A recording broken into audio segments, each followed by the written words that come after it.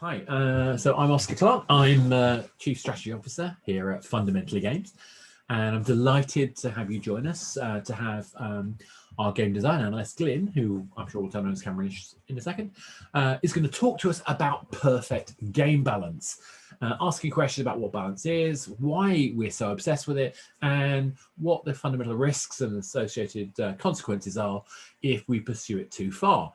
So obviously, it's really important, to understand what works for a game. But rather than having me talk about it, let's pass over to Glyn. I'm Glyn. I'm games design analyst at Fundamentally Games. I've been working in the industry for just over 10 years with large studios like Jagex and large mobile developers like SpaceApe, which has given me quite a strong rounding out in things such as game balance, economy, development, specifically in live game scenarios. So my expertise has kind of always been this sort of live ops, games as a service design sort of stuff for free-to-play games for various platforms and genres.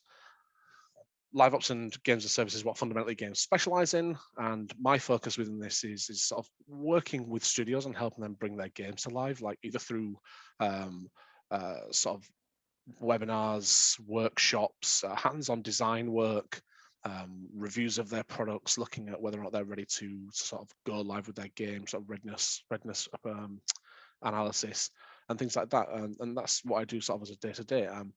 We do all of that as a company in general, but also we provide things like publishing and UA support. I could probably talk all your ears off about some of the projects I've worked on, some of the fun things and the very, very silly things I've seen.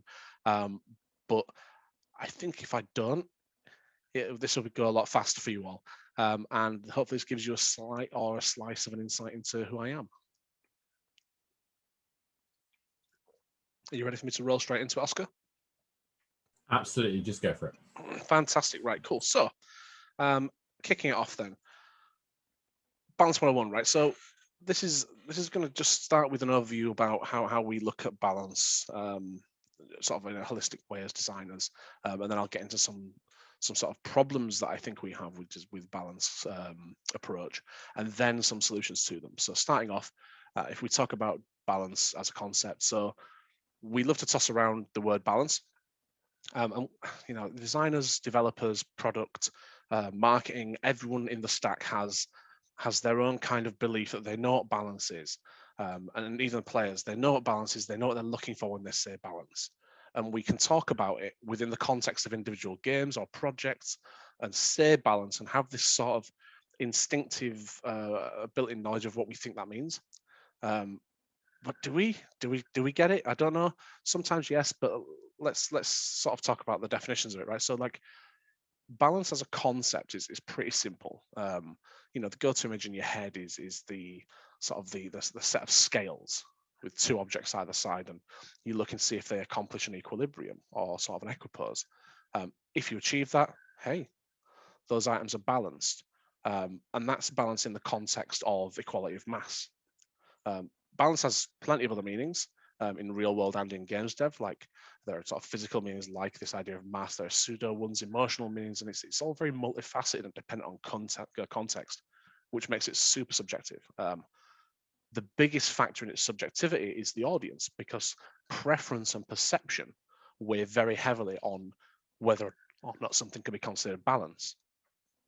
So it's stupidly nuanced and quite tricky to pin down. But if you will excuse me being a bit reductive, then I'm going to start by taking through an example I like to use, which is the balance of a bath of water. So think of balance in terms of a bath.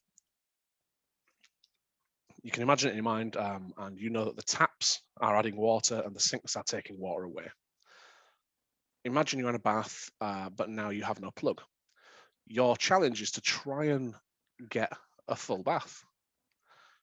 But you have a problem. You have the water is constantly draining. So you now need to manage the taps to get enough water going in to try and keep the water level steady, fighting against the constant drain. But you don't want to put in so much that the whole thing overflows. This means you need to balance your tap with your sink. If the water level is dropping, you increase the tap. If the water level is rising, you decrease the flow of the tap. And in this example, there's a variable, which is the tap, and a constant, which is the sink. I think in a more games-based context, you could think of the sync as a constant of being maybe the timer in a FIFA game.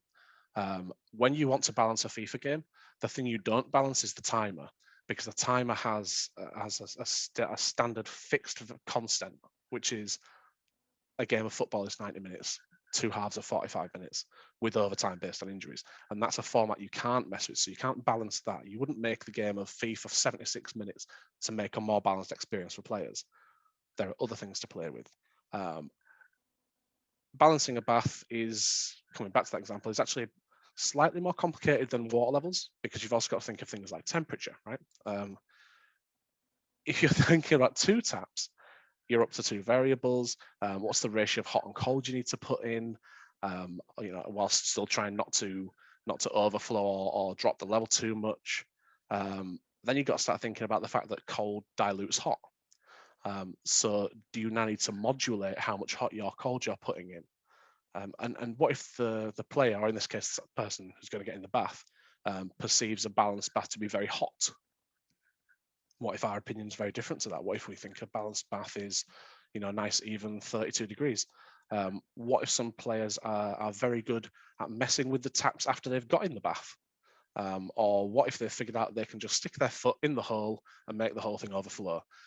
These are the kinds of challenges we're up against when we try to balance anything.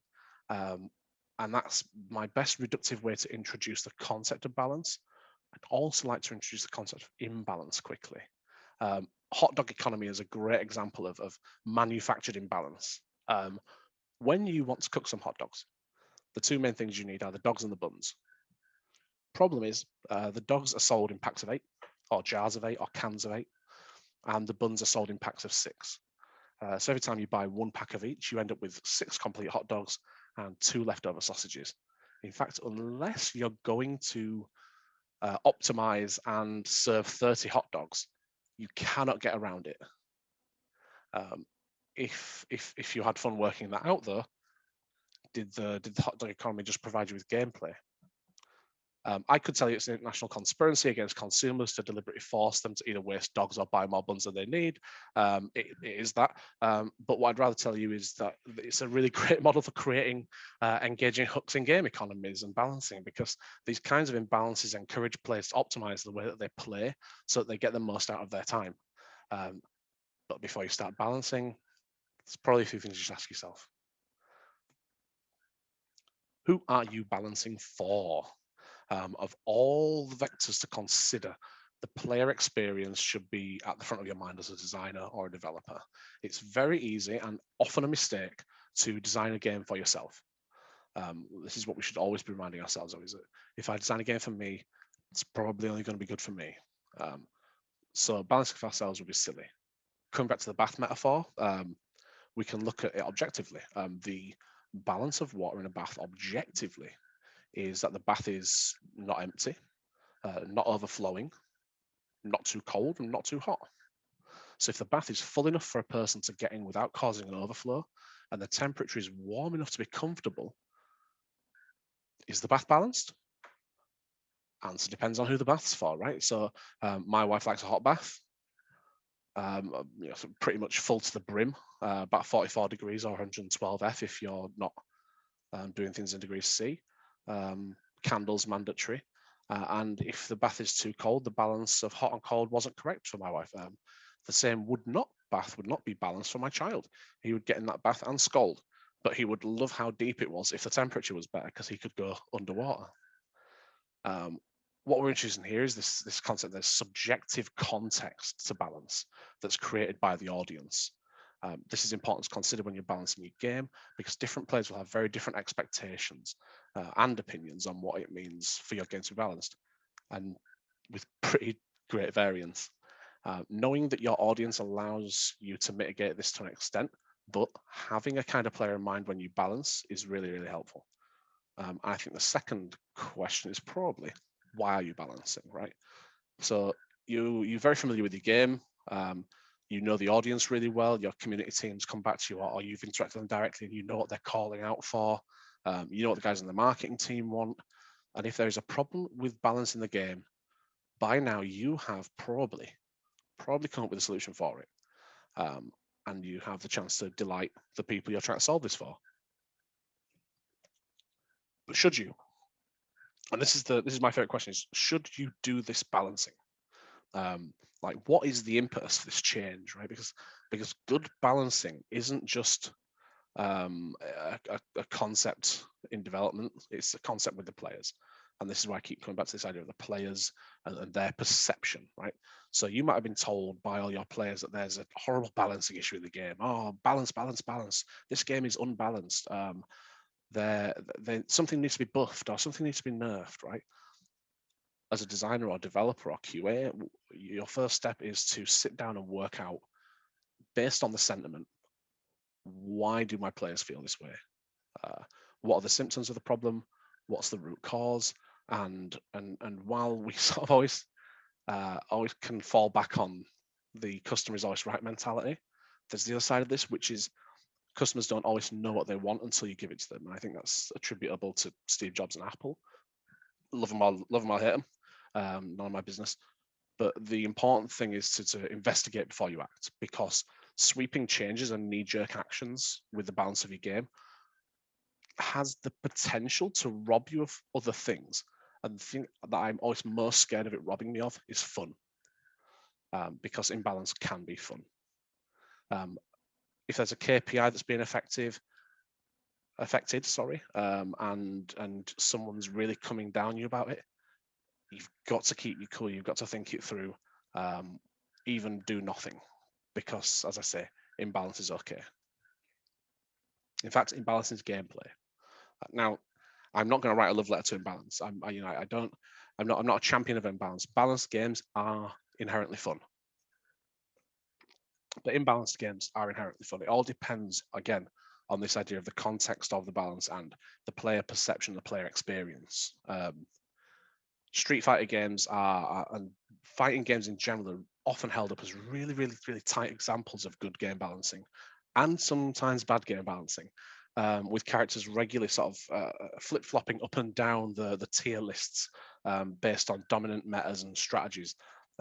Now, talking about Street Fighter specifically, and I could be wrong, but my understanding of the design process and the balancing process for Street Fighter, at least at a holistic level, is that everything starts from Ryu. Whenever a new Street Fighter game is built, everything starts from Ryu. Ryu is the core of the balancing. He is an all-rounder with a moveset that can handle most situations, but he's not overly strong in one area. All other characters then are designed and balanced outward from there, with lots of sort of soft and hard counters put into place as more extreme steps are taken. So if you move into very extreme zone defense characters, you need to start bringing in characters that can do a lot of ranged sort of damage to pull that back to the center. And they all complement and play off each other in engaging ways, right? So if a character in Street Fighter's crowd is being overpowered, the community will split into those who want a balanced game, and these will scream, balance my game, balance my game. And then there'll be other players who want to play the overpowered characters, and they will say nothing is wrong. This is a problem, because then you have to investigate. So is there a problem? In this case, there probably is, but it's okay. Because typically in these games, especially multiplayer, we see this a lot, that when something falls out of balance and when a new dominant meta appears, a new thing will come to step up to it and to try and counterbalance it. And in fact, it actually adds a sort of pseudo seasonality to the game if these things happen semi-frequently, which with fighting games they tend to do, sometimes by design. For example, sticking with Street Fighter, if Zangief suddenly became ridiculously overpowered, players would look for the right counter. So if you were looking at the tables and like Zangief's win rating has shot up to sort of 60-70% win rate, players are going to start picking up Dalsim, because Dalsim can do a lot of ranged and a lot of zone defense to keep Zangief away. And then Dalsim will now go up. If players are screaming about something being overpowered, at this point, they might have started by saying Zangief is overpowered because they were being defeated by him. But then when they move to playing as Dalsim, they might start, those other players might start saying Dalsim's overpowered. But what you actually have is a very good hard counter taking place.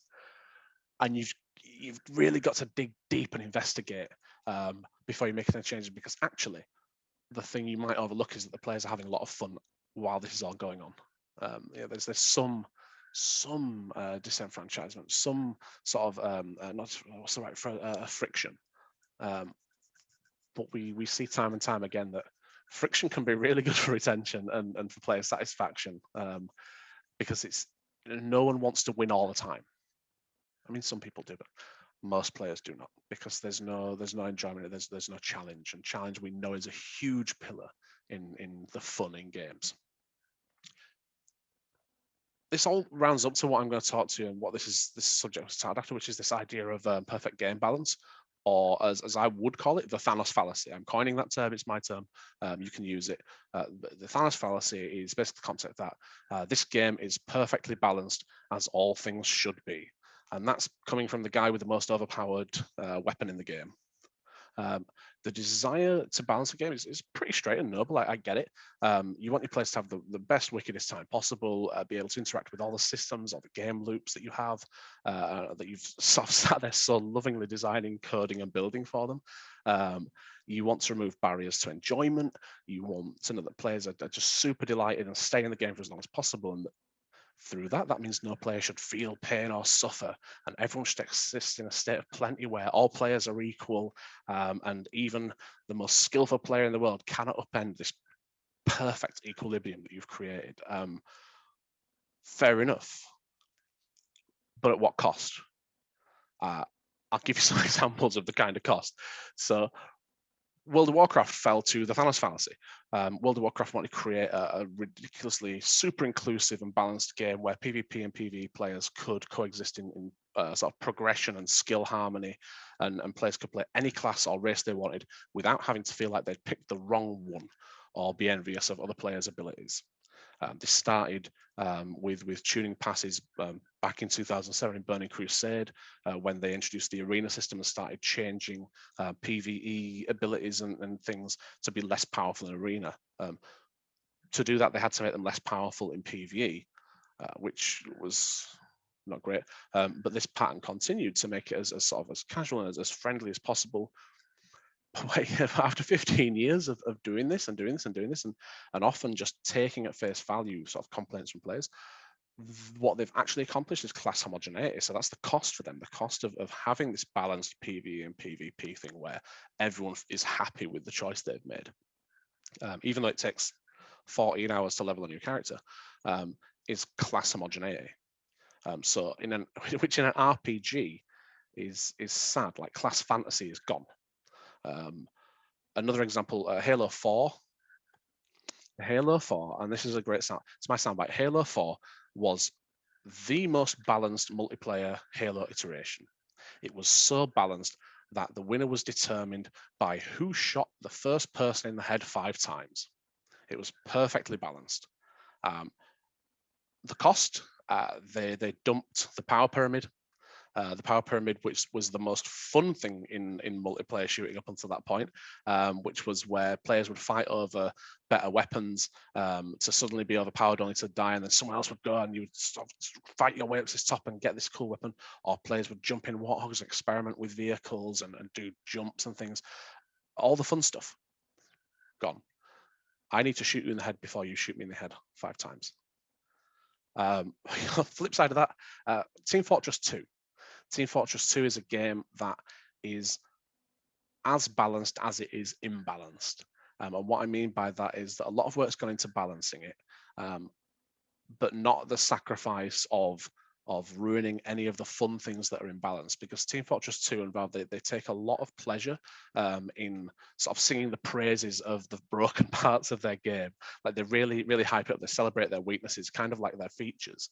It's not a bug, it's a feature comes to mind as a mentality. The cost of this is that players who don't buy into that churn. So they will attract a specific player base. It's not for everyone. Everyone can play it because it's free, but it's not for everyone. More down-to-earth versions, chess. Chess is a perfectly balanced game if you go first.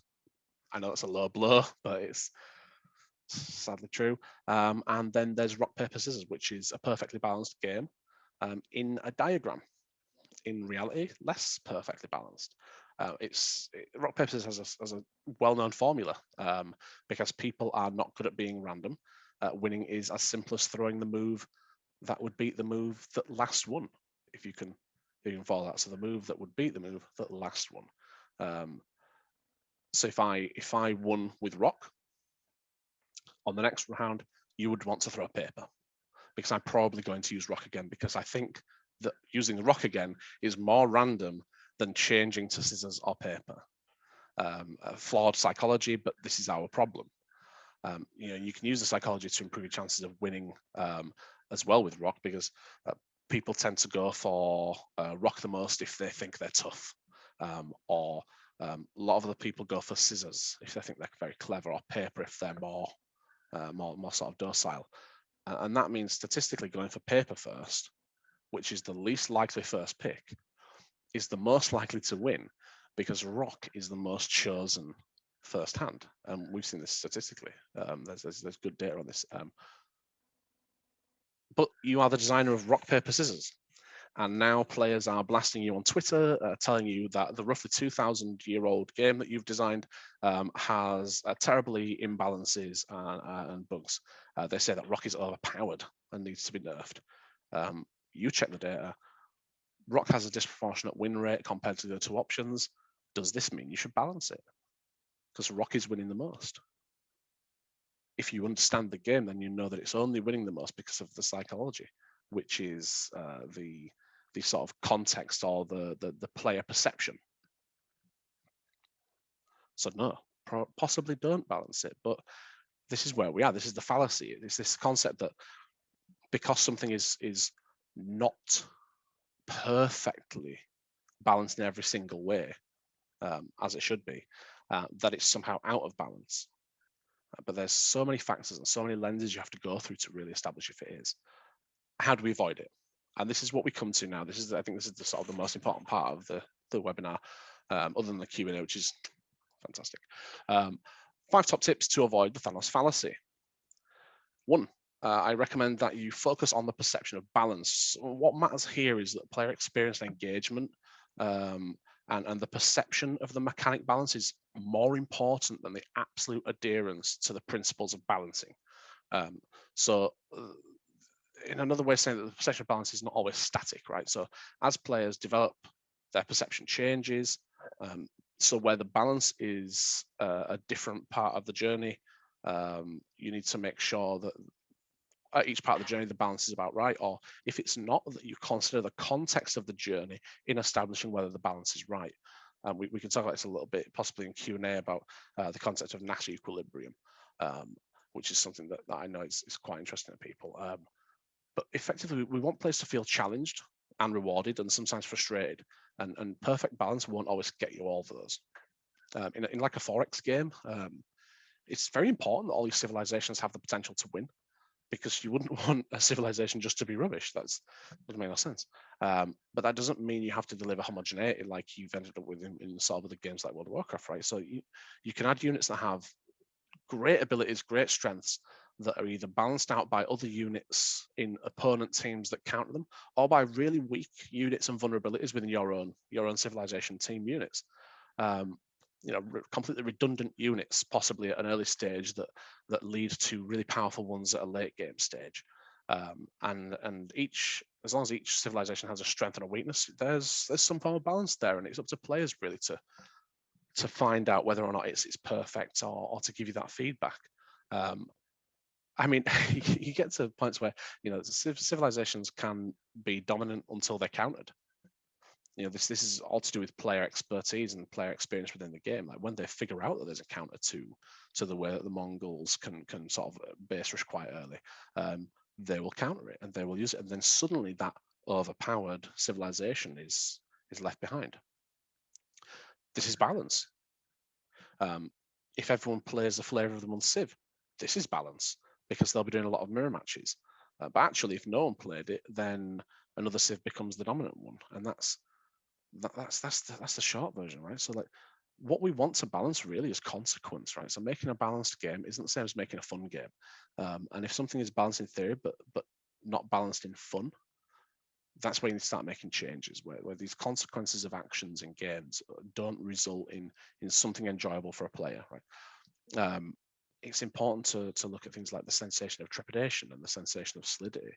I just got a great example from Oscar, the host, about this, where when he's playing The Last of Us, because sadly I've not played it, I know, boo me. I haven't played Last of Us, but as I understand it, in The Last of Us, if I shoot to kill in Last of Us, which is a riskier strategy because of various factors like triggering other guards or enemies,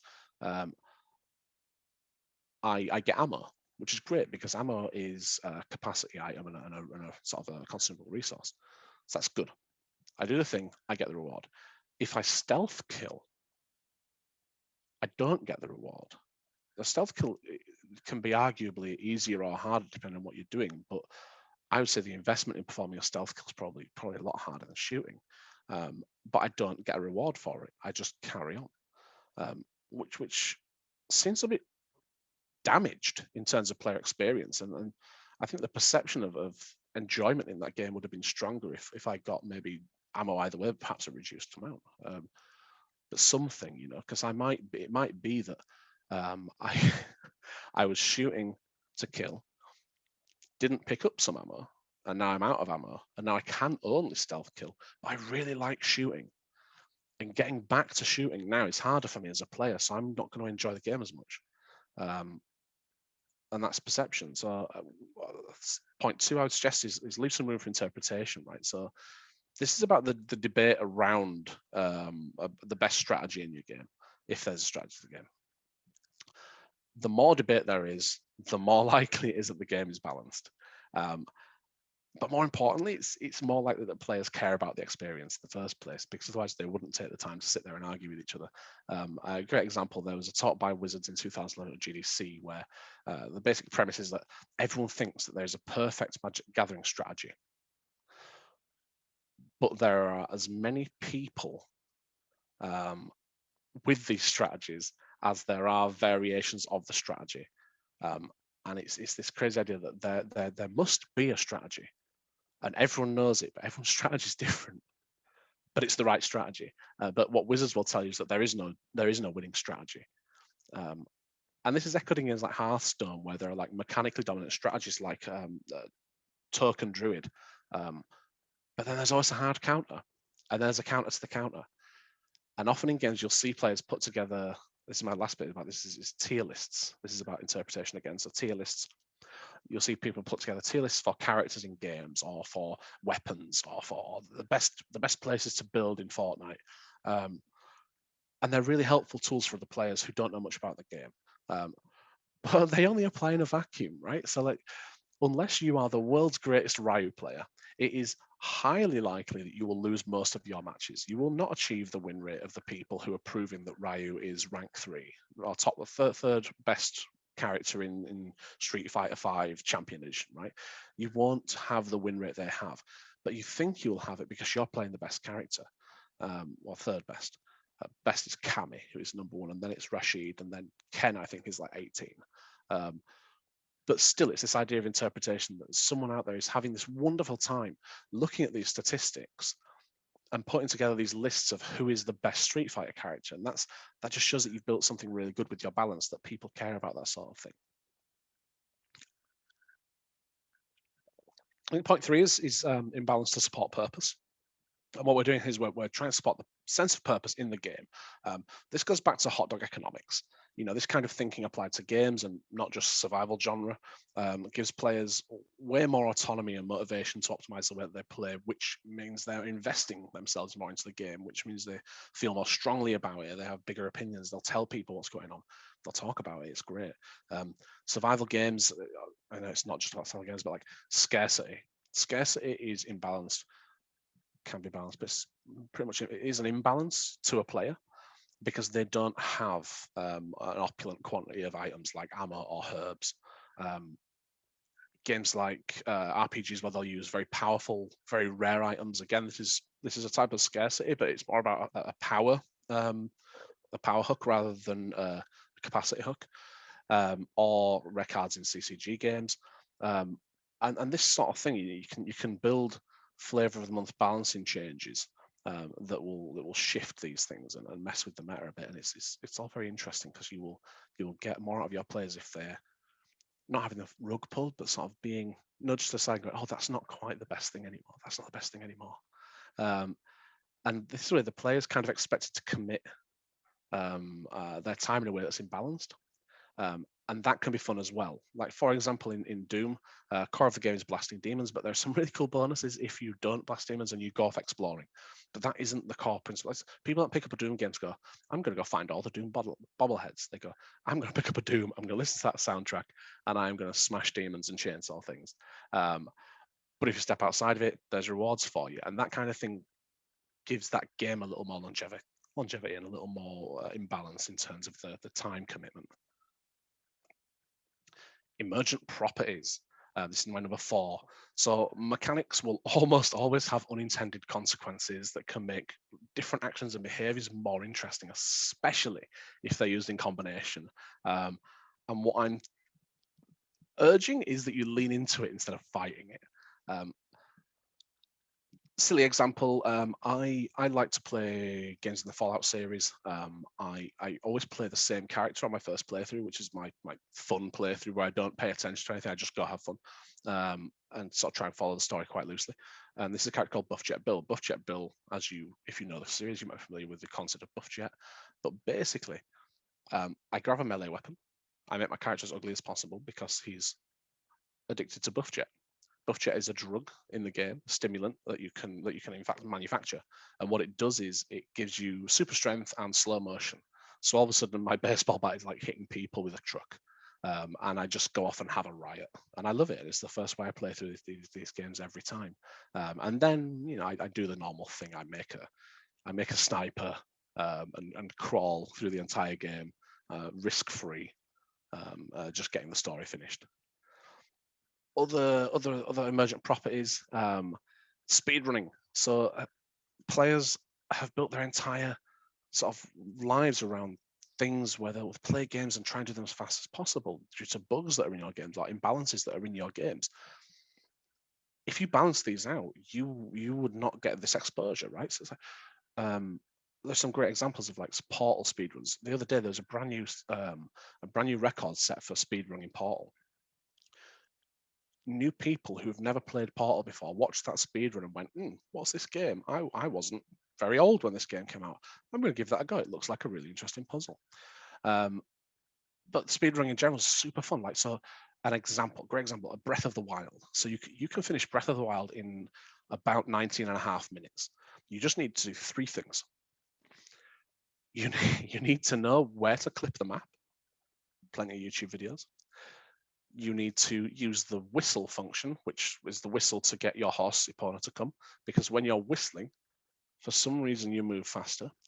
And you need to not wear a shirt because your chest armor in some way makes you slower, which in physics makes sense. I don't know if it's absolutely explicit in the game that wearing equipment adds weight because you carry so much. But certainly it does affect it. So if you take your shirt off, whistle a lot, and know where to clip, you can finish Zelda in 90 minutes and 44 seconds and a seventh of a second. Coming back to Civ style games and 4X, right? So strategy can be super emergent. Like the most powerful late Civs can be toppled really easily by strategies that players come up with that are completely outside of your design. You didn't design Civilization C to be the perfect civilization to base rush with. But players found it, players worked it out, and now they're dominating low rank play, and sort of either having a lot of fun or ruining a lot of people's fun. And this is one of the biggest problems with 4X, right? Is that you kind of have to try and make it so that there's a point in playing even when you're rushed. And this isn't balancing, but this is a way to make the perception of balance. So players who get rushed will still be on a back foot.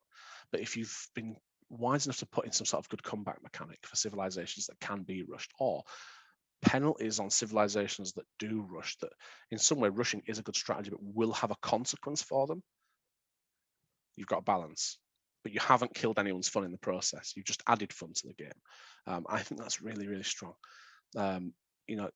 new game modes. This is one of my favorite ones from Emergence, man. The new game modes come from Emergence. League of Legends had absolutely tons of players. I mean, obviously this goes back to Defense of the Ancients, but tons of players doing a thing that they self-organized called All Random, All Middle, or ARAM, where all players select random champions and all players go to the middle lane out of the 3 lanes and just duke it out there for the whole match. They made it into a game mode because it was popular enough, because they saw that there was an audience for this, and they said, well, how can we make this game more fun for those players, because they're not engaging with the core game? Well, we'll give them a game mode that gives them and meets their needs, and maybe it'll attract more players who maybe don't want to, and this was actually a really good boon of it, who don't want to learn the nuances and the strengths and weaknesses of every single character, or don't want to main a character, like players who just like variance and randomness. They can hit that button and all of a sudden they have a random champion, maybe one they don't even own, that they can go and have some fun with. And I think that's just super powerful. Experiment with extensibility is probably my fifth top thing to do to avoid Thanos fallacy. And when we say extensibility, we're talking about ways of adding vectors to extend mechanics. So if you can add a power up to the rock move in rock paper scissors, how does that affect scissors? Adding lizard and Spock as an upgrade or reward throws out the maths for players who don't own them. Well, how do you apply these elements in ways that actually improve the overall experience for everyone? There are several vectors you can tap into. There's score, skill, time, grind. These are all usable to extend a single mechanic. I mean, the sticking with rock, paper, shotgun, the problem we have with rock, paper, shotgun is that we only really have 3 options, right? We have rock, paper, and scissors. So what can we do with them? And this is spitballing, we can apply a modifier. So maybe like a handicap system or stats. So like I don't use rock very often, or we agree before the game that I have +2 rock and you're +2 scissors. So I don't really want you to use scissors, and you don't really want me to use rock. So then comes this tension that if one of us does it, it's almost like an arms race and there's a retaliation possibly. But if you have a handicap, my +2 rock is evening that out, right? So it gives me a chance. Like I throw rocks, so I'm doing 2. You do scissors, which is your 2. Well, now it's 2v2 rather than the actual standard mechanic. And you use this sort of thing to build your own fun around rock, paper, scissors. Games that have done this really well, a really good example is probably Pokemon. So Pokemon is rock, paper, scissors with lots more variations on it. One thing they've done really good is added in environmental factors. So if I'm playing a water Pokemon in the rain, my hard counter, which is a grass Pokemon, is now on even footing with me. So if I'm just a better player, if I have a higher level or a stronger ability, I'm not going to get one shot anymore. Like I can go toe to toe with this grass Pokemon and actually, put it down and put a good fight in. And that's thanks to this modifier to the existing this extra vector coming in. But what if we had a Joker mechanic, right? What if we do in a Joker mechanic, when I use that Joker becomes really important. Like what if the Joker has a cooldown? Say I can only use a Joker every 10 hands. When I use it, it's going to be important, especially if we're playing a game of best of 10. Like, do I want to use it to get that final snap victory around game 7, or do I need to game 6? Sorry, or do I need to do it? Do I need to do it early to try and put you at a disadvantage so that you start making bad decisions? What if we build in traps? So we each have a trap, like a Yu-Gi-Oh trap card, where we shuffle a deck and we draw a trap each, and we can reveal that when we want to try and turn a battle. These are fun things we can do to extend a mechanic through additional vectors and layers of mechanics. That all make it very interesting and means that we don't have to go back and take away what was fun about rock, paper, scissors, or the imbalances that already existed in there, which are, as I say, are imbalances in psychology, not really in the game itself, because the game is perfectly balanced. 1 beats 2, 2 beats 3, 3 beats 1. It's a triangle. It's a perfect combat triangle. But as I say, there's vectors we can look into. So to recap, what I'm saying is, if you want to avoid this fallacy of perfectly balanced as all things should be, and ending up with consequences like homogeneity or sort of terrible imbalance or the destruction of all forms of fun, try some of these things out, right? So focus on perception of balance. Again, this is looking at what matters, which is the player. And the player's engagement and the perception of mechanic balance, rather than the absolute principles of mechanic balance. Number 2 is leave room for interpretation. So this is making sure there's space in your game and in the game's balance of players to debate. The example being the Street Fighter, where a character becomes dominant and players complain it's overpowered, but then they counter it and the counter character becomes dominant because it's defeating all the players that are still playing the overpowered character. And then there's debate, and it's very fun. Using balance to support a sense of purpose. This is hot dog economics. Emergent properties. This is where we talk about things using combination or speed running or new game mode concepts that come from the player community's behaviors that you observe in your game. And last is experimenting with extensibility, which is where we add new vectors to the mechanics we already have to extend them. And I think with these, you should be armed to totally dodge the Thanos fallacy. And now I think we can open up to questions. Oscar, if you'd like to come back Right, in. yeah, thank you very much for that. That's awesome. I mean, I love this whole topic, as you know. This whole principle there, I think, of leaning into... actually, I think you talked about the kind of hot dog economics thing, and it's one of my favorite tools. Particularly, it comes from a book by Dan Ariely called Predictably Irrational, which I'm a massive fan of. But I think it really speaks to some sort of really interesting kind of principles about not just the kind of absolute that we need to think about where people are and what they are doing, but that actually we can inherently look at these established factors of play in different ways.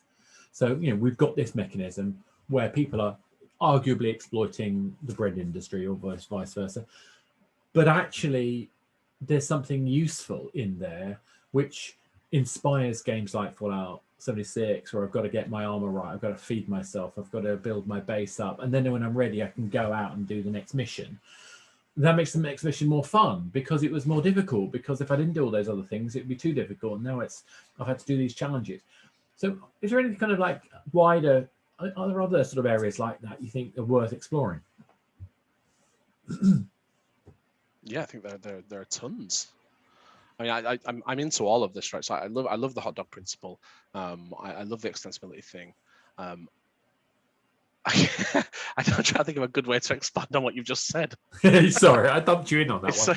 It's so broad. Like I could do an entire another webinar about that. Maybe we should. We'll see if people will. I don't know. So Let's broad. get a safer question then. So Jackson is asking, yes, any thoughts about static versus changing metagames? Should balance occur for their own sake in order to engage an audience concerned with tier lists, discussions, debate, etc., even if that itself risks us falling into Thanos Fallacy? This goes straight back to the why we balance, or who are we balancing for, why are we balancing. It's a very yes and no. I will say this in that my thoughts about balancing changes occurring for their own sake. Yes, yes, they should. Specifically to engage with an audience concerned with tier lists, yes, they should, because this is coming into the idea of creating space for discussion and debate, right? And it's not that you expressly go out of your way to create a new meta. It's more that you look at dominant things and look at ways to disrupt without ruining it for everyone, because there'll be so many players having fun with it as there are, but you've got to make these decisions so quite holistically and take key players into consideration when you're doing them. But yeah, definitely the no side of it is if you're risking falling into Thanos fallacy of balancing to make things perfectly balanced, yeah, I think I wouldn't. But this is why I'm saying the the overlap here is that should you make changes to solve the metagame for change's sake, yes, but not if you're just trying to make them perfect. Yeah. Like if you like the great example of Street Fighters, if you are going to handle something like a character being overpowered, there are ways you can do it which will give rise to new metas. Or there are ways you can do it which move more towards homogeneity, which is what I wouldn't explore. I think what you seem to be saying to me, and I'm wondering if this is the difference between living games and kind of perfect nugget of joy, premium game that is released once forgotten about. I think what we're really interested in, I think, as a team, is what makes living games exciting. And that I often end up talking about the Colombo effect, which is basically about the idea of predictable surprise. Because I always go on about it, but I'll say it anyway. Colombo is the greatest TV show in the world because we're not watching the murderer, we're watching the detective. We're already familiar with the detective. What we're looking for is not who did it, because we already see at the beginning of the show who did it. What we're looking for is how does Colombo solve it in his ridiculous and insane way. So we're following every possibility in the experience, knowing that 5 minutes before the end of the show, he's going to say just one more thing. And when he does say just one more thing, we know he's about to tell us not just who did it, but why he managed to solve it. Now, why is that interesting in this context? Because to me, this is what the whole balancing thing is all about. We're not just balancing what we put into the game mechanics. We're balancing the perception of the player and what they think is in the mechanics, which is why the Wizard of the Coast thing is so powerful. That's why the hot dog thing is so powerful, because it's about leveraging the subjective expectation of the player in a direction and giving them payoff. And I think, if you think about Colombo, now if you think of it, if you get it wrong and Colombo tells you that he solved the murder in a different way, you're delighted because you're surprised. If you get it right, you're delighted because you got it right. So it's this mindset, setting up your changes. I don't think there should be for change sake per se, although I understand why Glyn used that phraseology. I think they need to be purposeful because they're actually about creating momentum for the player. And if there's one lesson I've learned, it's player life cycle matters. So, I mean, what do you think about is the role of player life cycle in all this, Glyn? Well, so player life cycle is really interesting because you will get these players when they know sort of very little about the game, and their perception of the balance in the game is also as low as their experience with it. And this is where we start coming back to this this model we were talking about the other day, Oscar, where over time there is a curve to player experience and player behavior and sort of player skill, and that the balance will intersect with them at a certain point.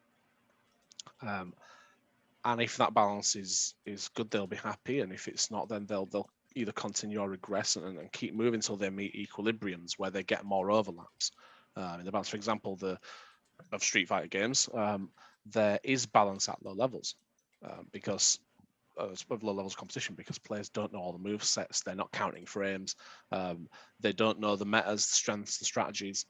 And then you get to sort of the mid game and their balance starts to come up because people start to understand what the hard counters are and what abilities can sort of hold off certain problems and how to switch to different ultras. And then you get to very high end where there's balance again because players are counting animation frames and looking for chinks in the armor. And that is already something the developers thought about when they've done the art passes on these games. They've done them with frame counters in mind. And that's how you can balance at that level. So yeah, my thoughts on the journey is that the journey is a moving target, and we can plan for certain stages and we can try and hit it, but to try and hit it all is very, very difficult. You want to think about your initial players, because getting them engaged and engaging them in the first few sessions is so important, and delighting them early is very important. But you want there to be enough nuance there at the end of the game for the high level players, or your sort of your evergreens or your elder players, to still be enjoying this game, down the line. If you can fit something in the middle, fantastic. But the gaps between, it's part of the player journey, and that's on them. So Joyce has asked a question. Would you say that there are certain KPIs that might be affected by imbalance that are easier to solve by leaning into imbalance or by nerfing? Oh, it's a good one. Okay, so certain KPIs. Sure. Yeah, absolutely. So there are certainly KPIs. So if we look at sort of early players, one of the KPIs that we look at in most games for new players, especially in live games, is sort of their retention in the first few days and how they get on with their first time user experience. We look very, very closely at how they progress through that user experience in those first few days to see if there are improvements that can be made. In competitive games, and I've seen this in practice and worked on solutions too, we've seen that there are terrible problems for players who win. You wouldn't expect it, but actually, in terms of retention early on competitive games, winning a lot at the beginning will cause higher rates of churn than losing a lot at the beginning, because they don't perceive a challenge in the game. And that doesn't mean losing the entire match, but certainly being knocked down a bit. Like, players want to come into the game and not get knocked down a peg, because they want to see that there's something for them to progress. That's not something they know. That's something we tell them that they want, and they do want that. And we see it in tons and tons of data. So in terms of imbalance, yes, letting players come into an imbalanced session is a good thing in that regard, and we can manufacture that imbalance. I know of a few games where what they will do is for the new player experience, they have, additionally to their sort of PvP bracketing, they have like a new player bucket full of brackets, where they will intentionally put players on tracks where they are very likely to lose by seeding their games with higher skilled players. And then when they've lost a few games, they drop them down into a version of the game which is more balanced, because there are more players at their skill level there who've all been losing. And suddenly there's a chance for them to win, or they provide them with a power-up or something that hooks them back up and gives them that chance to suddenly succeed and feel that elation and go, you know what, yeah, I lost a few, but now I've won one. I'm getting the hang of this. And that feeling of I'm getting the hang of this is what propels them into the next set of sessions. There was a fantastic talk by the designer of Jelly Splash, Florian, I can't remember his surname. Anyway, Strong, was it? It may have been. I'm not too sure. I can't remember. Anyway, it was basically called. It was all about the FU moment. So he basically that's talked probably about Florian Strong. Yeah. Okay. Yeah, well, I think it may be. I know too many Florians. Anyway, the point was that he talked about, it's not just about having a sawtooth kind of structure to the leveling up process. Yes. It's actually having these kind of incredibly frustrating things, because you don't love a game until you're willing to want to throw the phone out of a window. And it's getting that balance of those kind of like frustration and kind of intensity, and then the release, that powerful moment of release. You don't get that if you've just got vanilla flavor balance. Yeah. You only get that if you're really playful. And like I say, early on, again, you nailed it, getting that early on. So I win something, but I lose something, because you need to show them what winning and losing is, and that there is a challenge. Otherwise, why are we playing? That's right. I think later as well, it's also worth noting that people generally spend at moments of failure. Now, that's not about manipulating. I mean, just never do that, because people will smell that a mile off. But recognizing that the success and failure and revenue are intertwined, and that we have to work out what's going on for the player in a positive way. I think if we can get that and understand, therefore, what are the needs of the player, not a here's a win now button, but what are the needs of the player in order to get their ability, confidence, range, reach, whatever it is, up to the level where they can satisfactorily complete and succeed against those challenges. That's the interesting part, at least for me anyway. I agree. Cool. Okay. Any more questions? In the meantime, in case there's anyone typing, just obviously, as you know, we're a live ops publisher. We're focused on living games. We try to do these conversations on a regular basis. and each month we try to look at new things. Next month we're looking at business development in particular. I'm going to be doing a talk about kind of tips and tricks to thinking about business development as a game developer when you're talking to a publisher and so on and so forth. In the meantime, let's say you've got an amazing game and you want to show it to us, then you can go to our website and submit your game. We are doing a series of game reviews, so if you have a living game, we are happy to look at it and give you a response back in terms of its market fit, the game mechanics, or retention design, monetization design, and give you actionable advice on what we think you would need to do to take that game forward, whether it's a live game or a game that you're still in development. We do that for free, but our intent here is obviously we're trying to find the best games, so it all makes sense.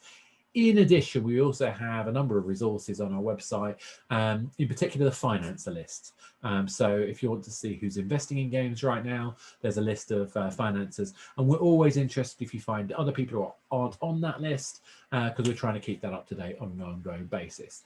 We've also got a knowledge base, so events like this, workshops like this, we are recording and we're going to be putting onto our relatively new YouTube channel, and we're also, for your information, we have a Discord group now. So if you'll get information about the Discord group sent through, so you'll be able to have conversations about topics like this with not just us, but with all sorts of people from throughout the industry. Our intent is that the Discord group is a space for professionals to share best practice with each other and our anxieties and frustrations with the industry as a whole, and sometimes pictures of our dogs, but that's another subject. Anyway, so we'll share with you all that information as well. And in the meantime, if you have any questions, cats are definitely allowed to. Oh, I don't tend to put too many pictures up of my cat because we call her Satan for a reason. But it's another subject. Anyway, yeah, that's exactly. Anyway, so all good stuff. So obviously, please feel free to reach out to us and ask us if you've got questions about games or about this webinar, but also if you've got any suggestions and topics. And I hope you don't mind, but we'll send you out a survey so we can find out whether this was useful and how we can improve, so we can constantly provide good, useful, knowledge-based information for anyone in the industry. Just to clarify that gag, that was that there is a meat replacement product called Satan, not that vegans are satanic. So that was a pun on the name Satan, not a suggestion that vegans are anything other than nice good people. I'm sure that's the case. So obviously now Glyn's offended everybody who's vegan. We'll move on. Anyway, you probably got an insight into our company, the way we joke with each other. So anyway, enough said. Thank you very much, everybody. If you have any final questions, please feel free to ping us. You can also get us on hi@fundamentally.games, and also you can find out any information about us on fundamentally.games. And hopefully we'll speak to you all soon. Thank you very much, Oscar. Thank you, everyone. Thanks, everyone. Bye.